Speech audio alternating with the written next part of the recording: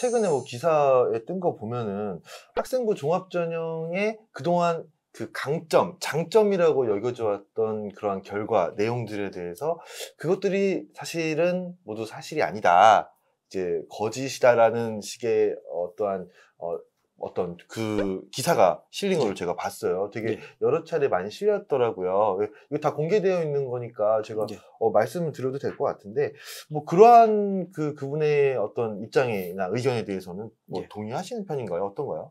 저도 그 글을 좀 읽어봤고요. 그 선생님하고 이렇게 뭐 SNS를 통해서 이렇게 좀 말씀도 한번 나눠본 적이 있었는데, 직접. 그런데 제가 처음에 오해했던 부분이 있는 것 같아요. 그 선생님께서 가지고 계신 생각이 학생부 종합전형 일반에 대해서 무조건적인 좀 제 생각으로는 악의적인 비판이다 생각했는데 꼭 그러셨던 건 아닌 것 같고, 이제 객관적인 근거를 바탕으로 해서 이제 공개되어져 있는 자료의 그 내면의 그 상황까지 다 이렇게 확인하실 수는 없으시다 보니까 뭐 일부 오해가 있으신 부분도 있고요. 그리고 제가 생각했던 것보다는 사실은 더 많이 고민하시고 이렇게 생각하셔서 좀 아픈 지적을 해주셨던 것 같습니다. 그런데 제가 생각할 때 조금 뭐 충분히 하실 수 있는 말씀이시지만 좀 제가 생각했을 때 오해라고 생각하는 거는 학생부와 자기소개서 같은 그 자료들이 학생부 종합전형 평가라는 그 자료들에 있어서 서류 작성의 이제 신뢰성 문제다라고 하는데, 그거는 이제 학생부 서술이나 아니면 자소서나 뭐 학생부도 이제 뭐 셀프 학생부 얘기도 있었고, 뭐 자소서도 다른 분이 대신 써준다 뭐 하는 얘기들도 있었는데, 그거는 이제 안 좋은 사례들의 경우이고요. 그렇게 하면 안 되는 거고, 그렇게 하면 뭐 감점 처리를 한다, 영점 처리를 한다, 뭐 불합격 시킨다라는 것들이 다 이미 그 공지가 되어져 있고, 많은 또 보완 조치들이 있잖아요. 학교생활기록부도 학교에서 이루어지는 그 교육활동 내에서만 이렇게 또 작성이 될 수 있고, 외부 컨설팅 있는 내용을 사실은 기재해도 대학의 사정관 선생님들이 긍정적으로 또 평가를 어차피 안 하시기 때문에 한다는 보장이 없죠.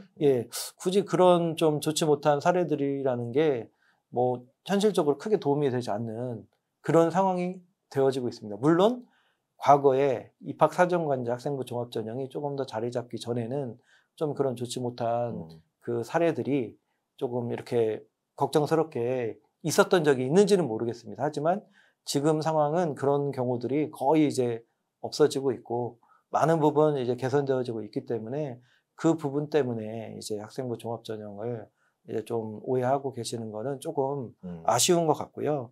그리고 뭐 또 학생부 서류 평가 관련되는 신뢰도 문제는 아까 뭐 말씀드린 것처럼 사정관 선생님들 전문성이나 아니면 뭐 체계화된 평가 시스템이나, 그리고 심지어는 평가 이제 온라인 평가 서류 시스템이 또 향상되고 발전되면서 많은 부분 이제 신뢰도의 문제는 평가하는 분들에 대한 신뢰도 부분은 또 많이 해소됐다고 말씀을 드렸었고요.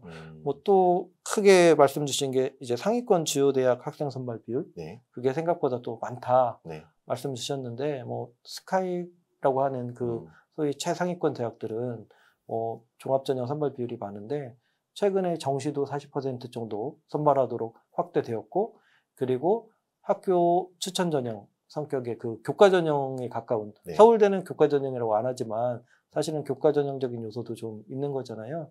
연세대 고려대는 뭐 교과 전형 성격으로 해주고 있고 해서 그런 전형도 어느 정도의 균형을 맞춰서 하고 있기 때문에 이제 그 비판이 뭐 사실은 틀린 말씀이라 생각되지 않지만 그 비판의 그 정도가 조금 이제 완화되어야 하지 않을까 그렇게 생각이 됩니다. 제가 근데 교과 전형 같다 그러면 서울대 되게 기분 나빠할 것 같다는 생각이 드는데 조금 더 보완된 형태의 뭐 지역균형 전형 같은 경우는 사실은 뭐 각 학교에 최상위권 성적을 기록한 학생들이 할 수밖에 없으니까 일부는 이제 뭐 완전히 교과 전형으로만 뽑을 수 없는 그 대학의 상황이 있잖아요.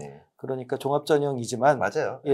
뭐 넓게 보면 교과 전형적인 성격도 있고, 아마 그 좀 비판적 말씀을 주신 선생님도 지역균형 선발 같은 경우는 뭐 조금 더 예외적인 부분이 인정하지만 이제 일반 전형 중심으로 또 스시 일반 전형 중심 비판점을 또 얘기하시거든요. 그래서 뭐 그런 부분도 생각이 들었습니다. 그 앞서서 학생 종합 전형의 어떤 체계화된 사정관들의 전문성이나 체계화된 시스템에서 다 말씀을 드렸으니까 그런 쪽으로 좀 네. 답을 드리고 싶네요. 뭐 비판을 하셨던 선생님께서도 네네. 논리적이고 합리적인 분이시다 보니까 네. 추가적인 자료를 공개해 주기를 희망하셨던 거는 아, 같아요. 그런데 그런 자료를 공개하다 보면 아무래도 또 다른 부작용이 있을 수도 있고 염려스럽고 조심스럽다 보니까 아마 충분한 자료 제공이 이루어지지 못했고 그 부분에 대한 아쉬운 점도 충분히 말씀 주실 수는 있다고 생각하는데 그런 부분들은 또 그런 부작용 부분들을 어느 정도 최소화하는 범위 내에서는 좀 실증적인 그런 네네. 논의가 있어도 제 개인의 생각으로는 좋을 것 같다는 생각은 들었습니다. 그러니까 그분 입장에서도 이제 우리나라 교육을 걱정해주는 신의 입장에서 말씀하신 거고 자료가 없으니까 내가 할 수 있는 선에서는 이 정도의 비판을 할 수 있는 거다라는 측면에서는 이해가 되기도 하네요. 이렇게 한번 모셔서 말씀 듣고 싶기도 한데 너무 셀럽이셔가지고 괜찮을까요? 그러게요. 선발된 학생들의 결과를 보면은 이제 학생부 종합전형에서 농어촌, 그러니까 읍면 지역 학생들이나 저소득층 학생들이 많이 선발된다라고 하는데 이거 사실 거짓이다라고 하시는 부분은 그거 어떻게 받아들여야 되나요? 뭐 맞는 말씀이죠. 네. 거짓은 아니지만 그게 어떻게 보면 좀 더 과대 포장되어져 있다라는 생각 자체는 뭐 충분히 저도 같은 생각이 드는데 그런데 그거는 학생부 종합전형 성격으로 농어촌 전형을 뽑았고 그 뭐 사실은 대교협에서 아니면 뭐 교육부에서 자료 통계에서 모을 때 이제 전형별로 어떤 학생을 선발했는지를 모으고 통계를 모으다 보니까 그렇게 보여진 거고 사정원 선생님들이 뭐 사실은 일부러 그렇게 자료를 왜곡시켜가지고 이렇게 거짓말을 하려고 거짓말은 사실은 누군가를 속이겠다는 생각을 가지고 이렇게 목적성을 가지고 하는 게 좀 나쁜 거짓말인데 이거는 거짓말은 아니거든요. 저는 그 거짓말이라는 부분은 조금 과한 표현이신 것 같고 그렇게 보여지는데 사실은 그것도 다 이유가 있다고 생각합니다. 이제 읍면 지역 학생들이 특별 전형 성격의 농어촌 전형을 지원하는데 농어촌 전형으로 지원해서 합격할 수 있는 가능성이 높잖아요. 그러면 농어촌 전형을 지원해야지 일반 전형을 지원 안 합니다. 그러면 그 선생님 말씀대로 수시 일반 전형과 정시 일반 전형을 비교해서 수시 일반 전형 합격자보다 정시 일반 전형 합격자가 오히려 읍면 지역 학생이 정시 있다가 더 많다.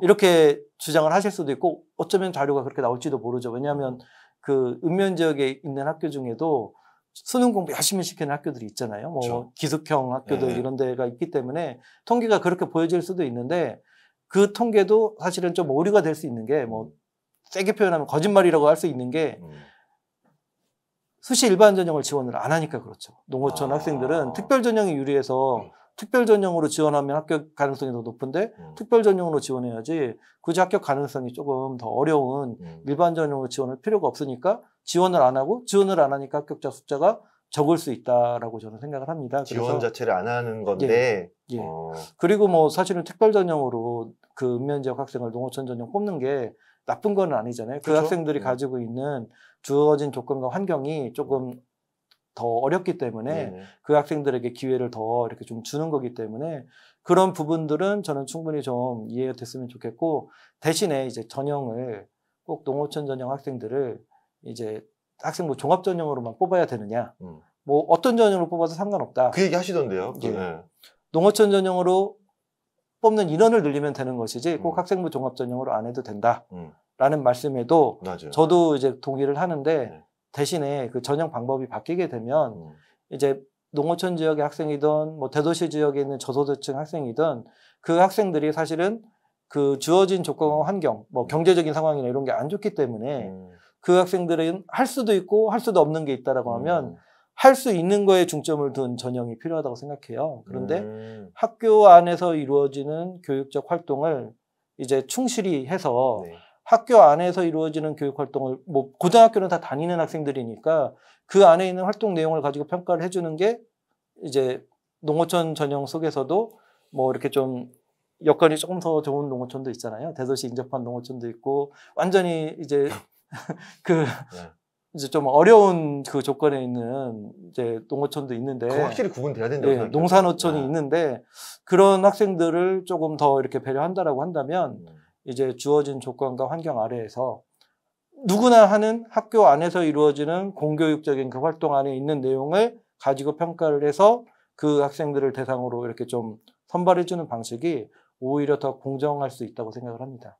그러니까 학생부 종합전형으로 평가를 받는 것이 그들한테 더 유리할 수 있다는 말씀이신 거잖아요. 예, 그렇죠. 물론 이제 뭐, 그렇게 봐야 된다는 거죠. 그러니까 예, 그 학생들은. 예, 물론 이제 어느 정도 범위 내에서는 이제 정시로도 지금 선발을 하고 있잖아요. 주요 대학들이 이제 농어촌 학생이나 저소득층 학생을 수시에만 선발하지 않고 네네. 정시에서도 선발을 해주고 있습니다. 네. 그래서 정시로도 이제 선발 인원이 일정 부분 이렇게 좀 나눠졌기 때문에 그런 뭐 염려들은 해소가 된다고 보는데, 그럼에도 불구하고 저는 그 수시에 선발해 주는 편이 조금 더 옳지 않은가라는 생각은 드는 것 같습니다. 수시에서 그냥 예. 그러니까는 이게 특별 전형이니까 예. 시행령 고등교육법에서 보장하고 있는 예. 거니까 그 취지에 맞게 좀 이렇게 예. 평가를 하고 바라보자라는 예. 취지이신 것 같아요. 농산어촌 지역에서도요, 이제 수능을 이렇게 막 유명 강사분들을 네. 그 해당 지방자치단체에서 특별히 초빙해서 네. 이렇게 잘하는 학생들 소수를 모아놓고 특강을 해가지고 그 이제 시골 읍면 지역에 있는 학생들의 그 대학 진학 실적을 만들어주고자 이렇게 지원이 훌륭한 네. 그런 지자체가 있습니다. 어. 그리고 그렇지 못한 지자체도 있거든요. 네네네. 그러면 그렇게 되는 지자체는 뭐 사실은 좋겠지만 네. 그렇지 못한 지자체 학생들은 어떻게 해야 될까요? 억울하잖아요, 좀. 예, 물론 이제 뭐 인강이나 이런 걸 네. 들을 수 있지만 인강은 누구나 다 들을 수도 있는 거고, 그런 특강과 지원이 있는 지역의 학생과 그렇지 못한 학생들은 사실은 좀 오히려 공정하지 못한 상황이 벌어질 수도 있을 것 같고요. 대신에 학교는 누구나 다 다니니까 물론 공교육이 조금 더 혁신되고 더 보완이 되고 더 잘 해나가야 되는데, 학생부 종합전형이 가고자 하는 취지는 학교 교육을 더 내실화하고 학교 교육을 좀 제대로 살려보자는 거고, 그런 활동을 학교에서 이루어지는 교육적 활동을 좀 충실히 농산어촌 지역에 있는 학교들도 충실히 잘 가져갈 수 있도록 해주고, 그렇게 충실히 잘한 학생들을 주요 대학들이 선발해주는 방법이 저는 그렇게 불공정한 것인가, 오히려 그게 더 공정한 방법이 아닐까, 이런 쪽으로 생각을 갖고 있습니다. 현실적으로 아까 말씀 잠깐 나왔는데 그건 어떻게 해야 돼요? 대도시 근접한 없는 정도의 아주 신도시 인프라가 다 네.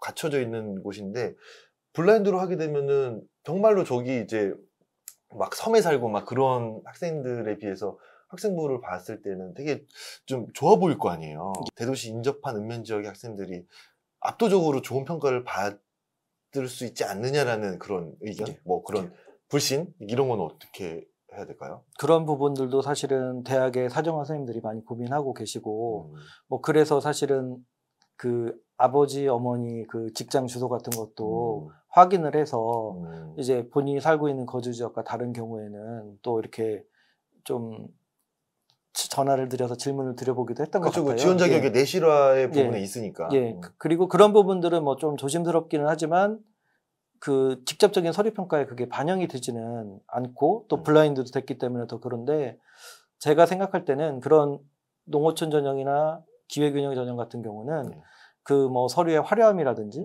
아니면 뭔가 이렇게 객관적으로 그 결과값만 가지고 따지기보다 과정을 한번 살펴서 그 주어진 조건과 환경 하에서도 최선을 다한 학생인지 아닌지를 그 자기주도성이라든지 그런 학생의 그 열정이라든지 의지라든지 이런 것들을 검증해 볼 수 있는 그 방법을 통해서 학생 선발이 이루어지는 게 사실은 더 공정하고 그 특별 전형의 취지에도 맞는 게 아닌가라는 생각을 갖고요. 저는 사실은 주요 대학의 사정관 선생님들을 사실은 좀 존경하는 게, 그 주요 대학 사정관 선생님들이 그 서류 평가하시고 면접 평가하시면서 참 이제 긍정적으로 좋은 학생 잘 선발해 주시구나라고 느낄 수 있는 그런 사례들이 참 많았습니다. 물론 아쉬운 경우도 있었지만 항상 그런 부분들까지 같이 고민해서 좋은 학생을 선발하기 위해서 최선의 노력을 기울이시는 부분들을 저는 참 감사하게 생각 많이 했었고, 그런 측면에서 이제 좀 그 농어촌 전형이나 저소득층 학생을 선발하는 그 방법에 대해서도 좀 더 긍정적인 그 생각을 갖게 된 것 같습니다. 실제로 그 사정관 선생님들이 홍보 기간이 상반기 때 저기 이제 그 취약 낙후 지역, 정보 소외 지역을 직접 가서 거기서 이제 그 지역을 다 돌고 섬에도 가서 배 타고 들어가고도 하고 날 잡아서 이렇게 다 하더라고요. 그래서 그 고등학교를 직접 보고 이제 뭐 그 학생부도 보기도 하고 그런 것들을 다 노력을 하니까 좀 조금씩 그 격차 같은 것들이 좀 좁아질 것 같다는 생각이 저희 드네요. 대입지원관 선생님들 중에서도 뭐 정보 취약계층 학생들을 위한 노력들도 하고 계시고, 그런 정보를 이렇게 좀 체계적으로 전달하고 그 학생들이 뭔가 궁금하고 도움이 필요로 할 때 학교에 계신 선생님도 물론 많은 도움을 주시지만 또 같이 옆에서 도울 수 있는 그런 전문가들이 있다면 상당히 좋을 것 같습니다.